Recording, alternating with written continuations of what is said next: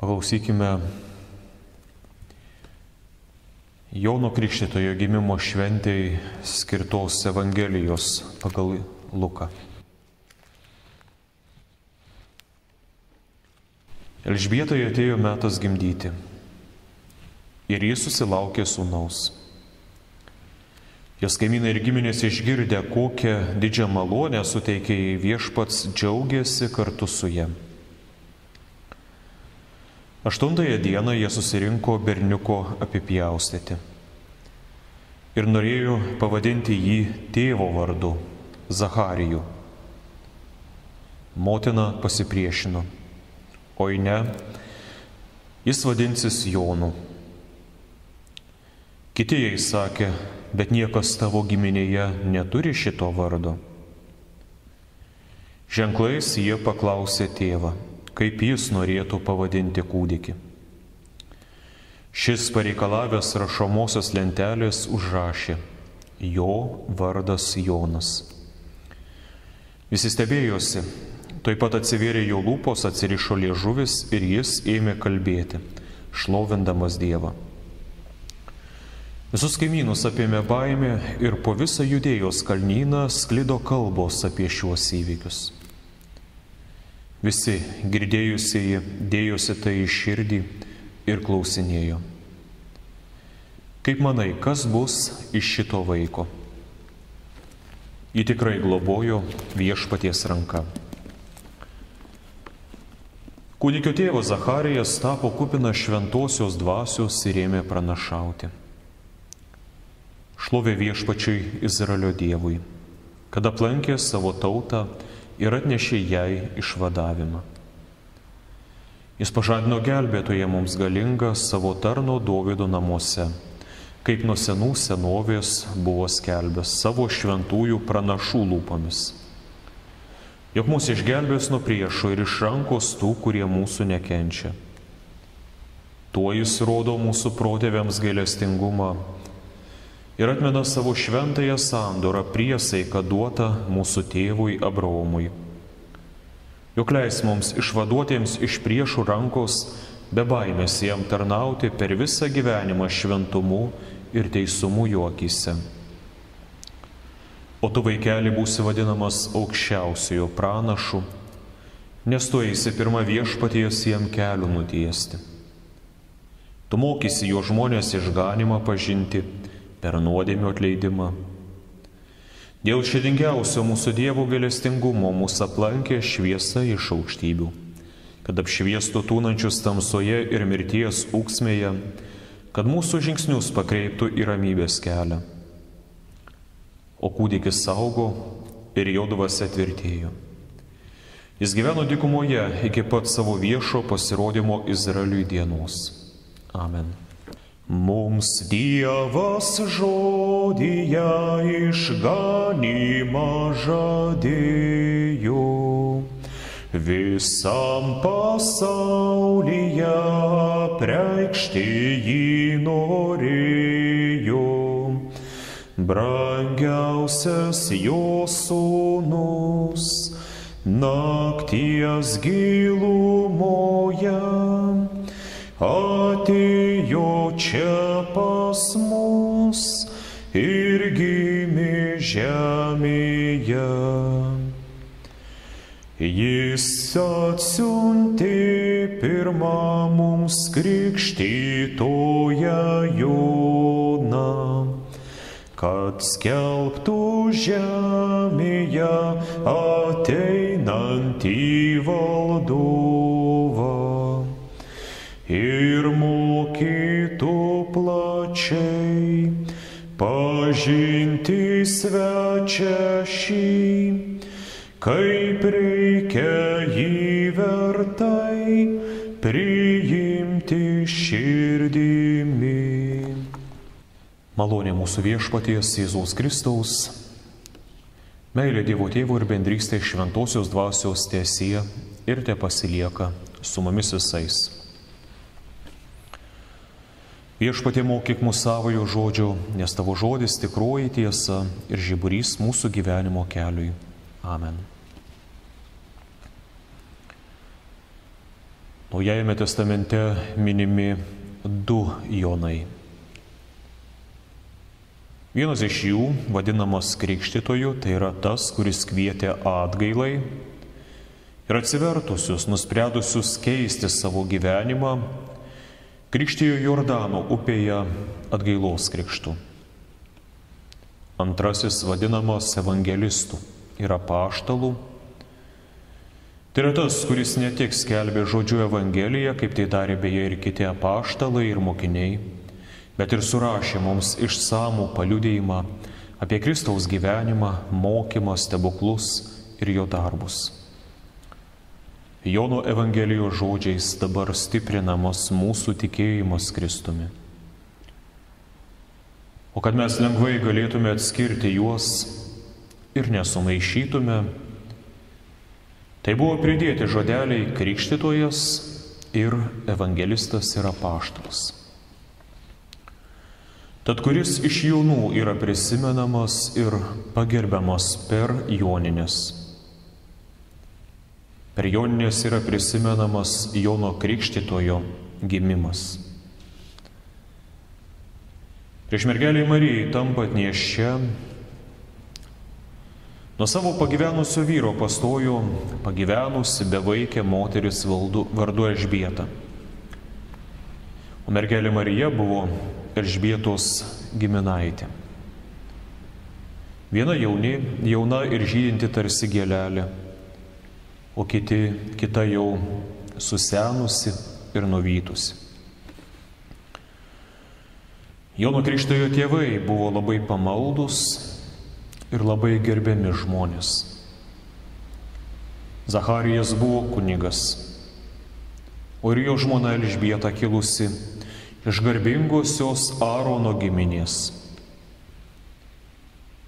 Jie buvo panašiai kaip Abraomas su Sara, susenę, kai jie susilaukė sūnaus senatvėje, kai jau nebesitikėjo sulaukti vaikų. Prieš tai daugelį metų jie karštai meldėsi, kad Dievas jiems dovanotų vaiką, kad senatvėje turėtų paguodus.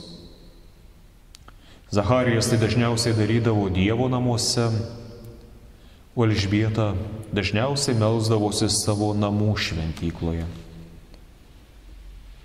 Bet visos paguodos Dievas, kaip Dievą yra įvardinęs psalmistas ir kaip vadina apaštalai, vis neduodavo jiems šios paguodos.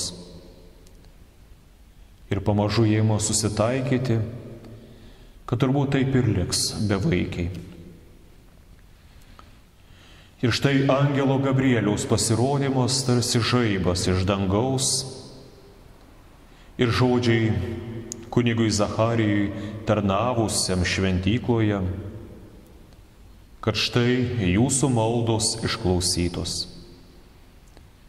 Ir toliau išsakomi patys gražiausi žodžiai apie tai, koks bus Jonas, kokius girdėdamas apie savo vaikus kiekvienas tėvas ar motina be galo džiaugtųsi, didžiuotųsi.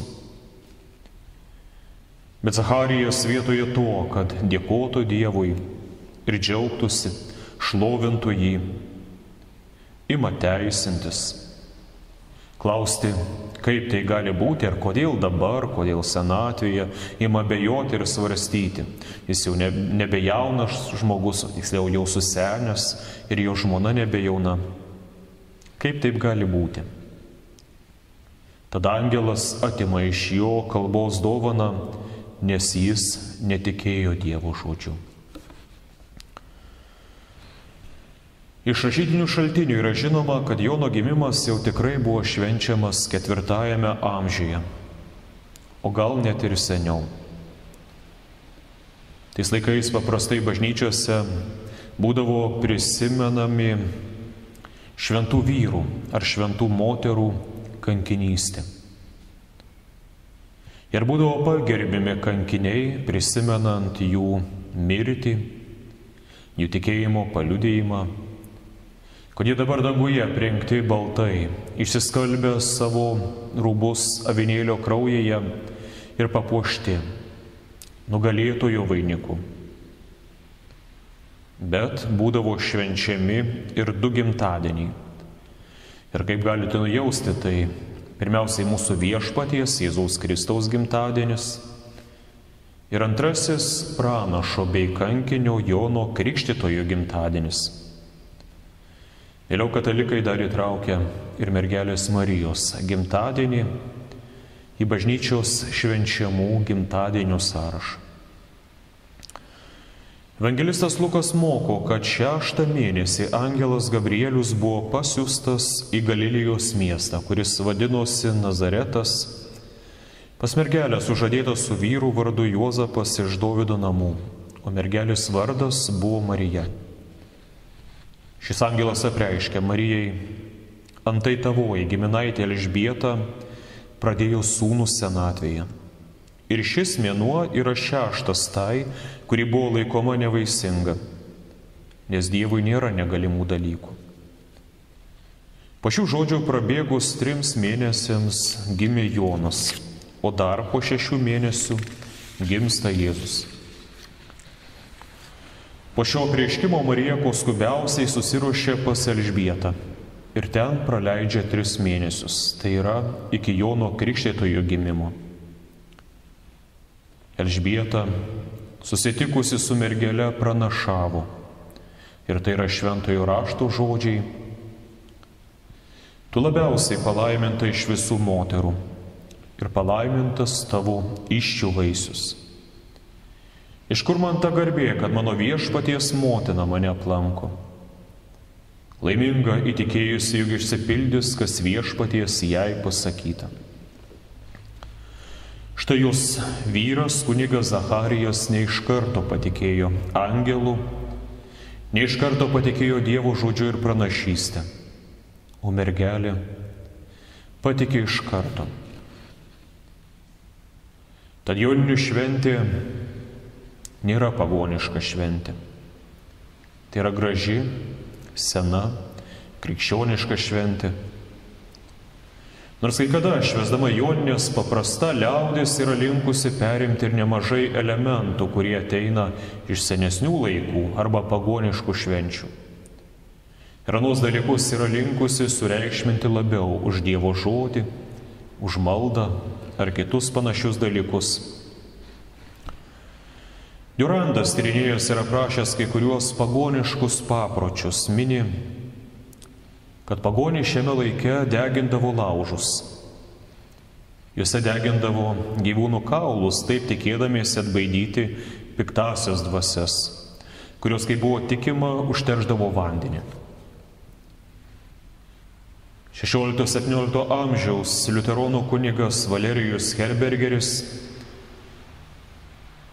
mini, kad pagonių pavyzdžiui ir kai kurie krikščionys vis dar apkaišydavo namus tvartų šakelėmis, žolelėmis tam, kad atbaidytų piktasias dvasias.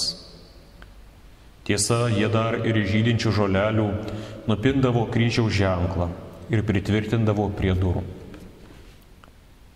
Todėl jis kviečia tikinčiuosius pagerbti Joną kitaip, įsimenant ir apmastant gražiausius Jono liudijimus apie Kristų, kaip gražiausias gėreles surenkamas iš šventojo rašto. Jais vainikuojamas Kristus. Jais vainikuojami ir tikintis tuo, kas skelbia Dievo žodis. O jeigu krikščionys ir degindavo laužus, spindavo vainikus ar darydavo kitokius dalykus, tai šiems dalykams suteikdavo visai kitą, su krikščionišku tikėjimu labiau derančią prasme. Pavyzdžiui, degantis laužai naktį gali priminti budėjimą, kad Viešpats sugrįžęs turi rasti mus budinčius ir išlaikiusius tikėjimą. Pinami vainikai gali priminti būsimą garbės vainiką, kurį Kristus įteiks ištikimiesiems. Gražiai gėlelių žiedai liudija laikinumą visko, kas tik yra šiame pasaulyje. Kad išmoktume pasidžiaugti šią akimirką, nes taip neamžinai tęsis, o užglupusiuose varguose ar sunkumuose prisiminkim, kad dar visai neseniai Dievas mus laimino ir džiugino. Vienas žmogus pasiguodė kunigui, kas sako, šiuo metu mane užklupo daugybė vargų.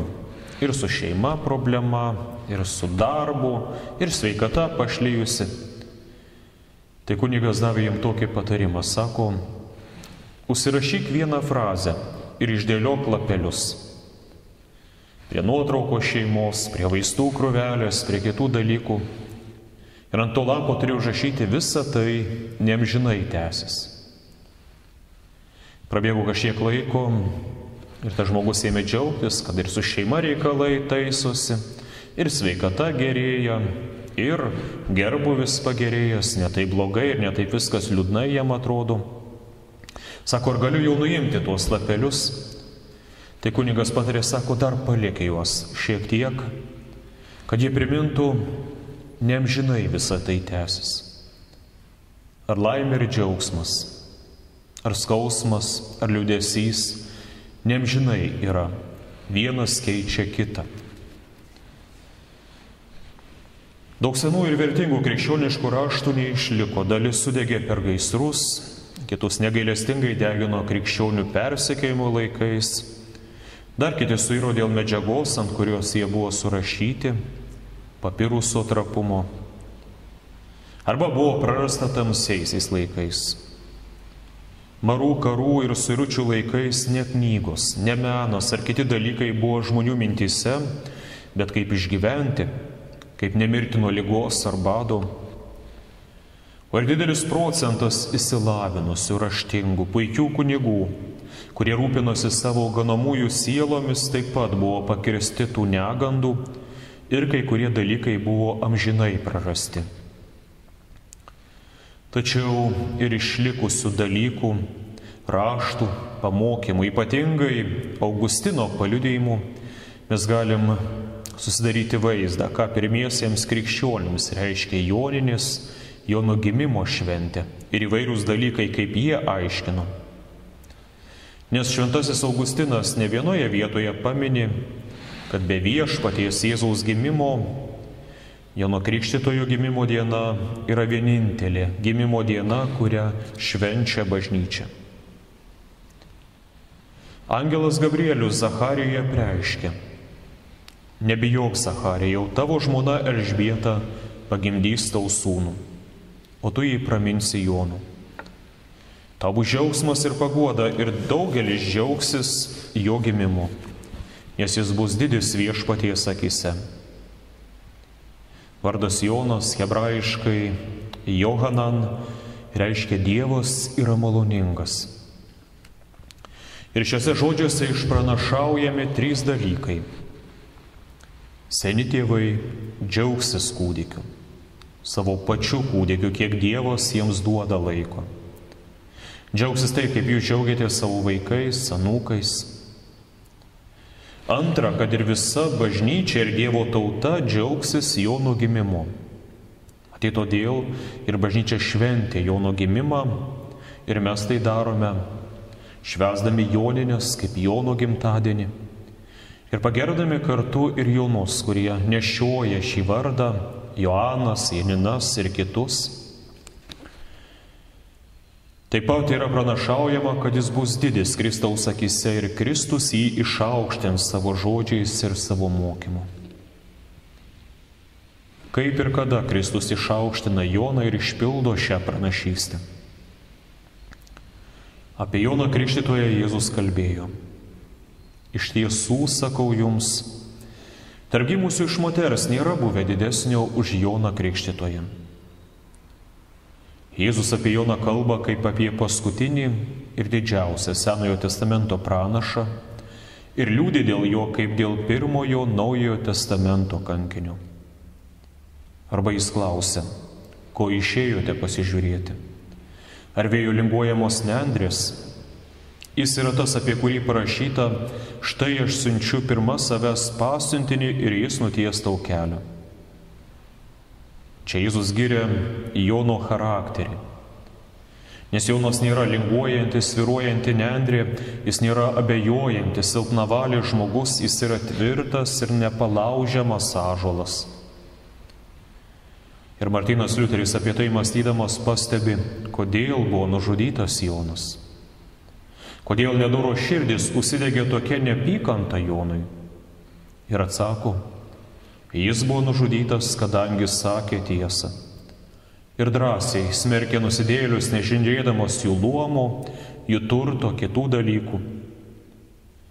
Kai daugelis išmintingai nutilėdavo, Jonas vis vien skelbė tiesą. Jis buvo nužudytas už tiesą, Dievo žodžio tiesą. Ir pirmiesiems liuteronų kunigams Jonas buvo labai dėl to artimas, nes jie turėjo rinktis likti linguojančiamis nendrėmis ar drąsiai skelbti Dievo žodžio tiesą, tvirtai stovėti Dievo žodžio tiesoje ir dėl to tapti persekiojimais, nekenčiamais, o kai kada netgi kankiniais. Nors ir pats karalius Erodas jautė pagarbą Jonui kaip pranašui, bet jo neteisėta žmona Erodijana nedovanojo Jonui už pasakytus žodžius ir viešą pažeminimą. Ir visaip ieškojo būdų pražudyti pranašą, panašiai kaip nedoroji karaliaus Akabo žmona Jezabelė niekada nedovanojo Elijui ir ieškojo progų pražudyti Eliją ir persekiojo pranašą. Kažkuriuo metu jaunystėje Jonas pasitraukė į dykumą ir tapo atsiskyrėliu. Bet sulaukus amžiaus, kada pagal Mozės įstatymą jis turėjo perimti kunigišką tarnystę, tapti kunigu pagal Mozės įstatymą, Dievo dvasia prabyla į Joną dykumoje, suranda jį uoloje ar kitur, kur jisai buvo, ir išveda į dykumos platybės. Ir jis tampa tuo balsu dykumoje, kuris kviečia savo tautą atgailai. Pranašų pavyzdžių apsirengęs širkščiukų pranugario Vilnos rūbu susijuosęs diržu, besimaitinantis kėriais ir medumi, geriantis vandenį, nevartojantis vyno, Jonas kvietė tautą atgailai. Ir tautos akyse buvo laikoma šventu, nepriekaištingu ir gerbiamu. Pasirinkdavosi minios žmonių, netgi fariziejai, kunigai ir kiti gerbiami Jeruzalės žmonės ateidavo jo pasiklausyti. Daugelis jautė pagarbą Jonui kaip pranašui. Antraip argi jie būtų klausę Jono, gal tu esi Mesijas, o gal Elijas, o gal kuris nors iš pranašų. Kas tu toks esi? Ir tie klausiantys pasiųstieji, kaip pastebi Martynas Liuteris, nebuvo kokie tarnai, vergai ar eiliniai gyventojai, bet atstovai paties garbingiausio luomo. Jie ateina su viltimi, kad galbūt Jonas yra ta žadėtasis Mesijas, bet Jonas juos nuvilia tvirtindamas, nesu aš Mesijas. Vėliau ir Kristus sulaukęs kunigiško amžiaus, taip ateis pas Joną krikštytis. Dvasios bus vedamos į dykumą, gundomos. Ateis pas Joną, kad taip, tokiu būdu galėtų Jonas paliudyti apie jį. Ir Jonas liudijo štai Mesijas. Bet ne visi panoro sekti Jėzumi, netgi tie, kurie buvo mielai sutikę sekti Jono krikštytoju. Tad toks buvo Jono liudijimas jam, tai yra Jėzui skirta augti, o man mažėti. Augustinas šios žodžius pirmiausiai palygina su tuo, kas dabar vyksta gamtoje. Jonas gimsta metu, kai naktis trumpos, o dienos ilgiausios yra metų laike. Ir štai nuo Jono gimimo šventės, kad kaip ir mums būtų to gaila, diena pradeda eiti trumpyn. Po Jono gimimo šventės pradės dienos trumpėti. Tuo tarpu Jėzus gimsta, kai pasaulį dengia tamsa, kalėdų laike, ir po jo gimimo ima ilgėti dienos, o naktis trumpėti. Augustinas tame matė Jono pranašystės išsipildymą, jam skirta augti, o man mažėti. Jono svarba vis mažėja po to, o Kristaus vis auga. Tad ir mes turėtume savo pasakyti, Jam, tai yra Jėzui, skirta augti mano gyvenime, o man vis mažėti. O ką tai reiškia? Tai reiškia viską palenkti Kristui, jo žodžiui, visus savo norus, valią, nuolankiai pastatyti į antrą vietą, kaip tai daro Jonas Krikštytojas. O kaip dažnai darome mes, su amžium, su senatve, tampam labiau įžeidus, save statantis į pirmą vietą, o kartais Kristų nustumiantis kažkur tai toliai į šoną. Bet jam skirta augti, o man mažėti, kol sugrįšiu į dulkę. Jonas tai suprato, išpažino ir liudijo, ir netrukus Jonas uždaromas į kalėjimą, tarsi kokiam piktadariui jam nukertama yra galva, man lemta mažėti. O Kristų dar labiau iškelia ir išaukština kentėjimai ant kryžiaus medžio. Jam lemta augti. Apie Joną Krikštytoją dar liudija Jėzus ir kalba: Jonas buvo degantis ir šviečiantis žiburys. Tačiau jūs panorėjote tik valandėlę jo šviesa pasidžiaugti. Taip kalba mūsų Viešpats. Vyskupas Maksimas iš Turino, gyvenęs 5 amžiuje, apie šiuos žodžius kalbėjo, kad žiburio šviesa nublanksta, kuomet ima šviesti ryškesnė šviesa. Koks žmogus ir toliau naudotųsi žiburiu, šviečiant ryškiai saulės šviesai. Ir klausia, kasgi dabar norėtų ateiti priimti Jono atgailos krikštą, kuomet Jėzaus krikštas teikia jam išganymą. Ir Augustinas papildo, sakydamas, kaip tas, kuris atstovauja jau nueinančius laikus, tai yra praeitį, Jonas Krikštytojas gimsta pagyvenusiems tėvams. Jis yra paskelbiamas pranašu dar būdamas motinos įsčiose. Jonas užbaigia senąjį laiką ir tampa šaukliu naujųjų laikų. Jonas Krikštytojas kartu su Moze ir visais pranašais savo tautą atveda prie Dievo karalystės durų, o Jėzus jas praveria ir įveda į Dievo karalystę. Ir vieną dieną įves į dangiškąją Jeruzalę. Liuteris, kaip jam yra būdinga, labai unikaliu būdu pastebi ir atkreipia mūsų dėmesį į Jono gyvenime nutikusius kelis svarbiausius ir geriausius dalykus. Pirmiausiai, rodydamas į Jono rodomąjį pirštą ir paminėdamas jo balsą. Jis sako, kad tai pirštas, kuriuo Jonas ir mums parodo į Kristų, kuris šioje gausybėje žmonių gyvenusių, apsuptų, kuris iš jų yra Mesijas, įrodo į Jėzų. Štai šis yra Mesijas. Ir balsu tai patvirtina, kviesdamas sekti Kristumi, liudydamas apie Kristų, neišsižadėdamas Kristaus.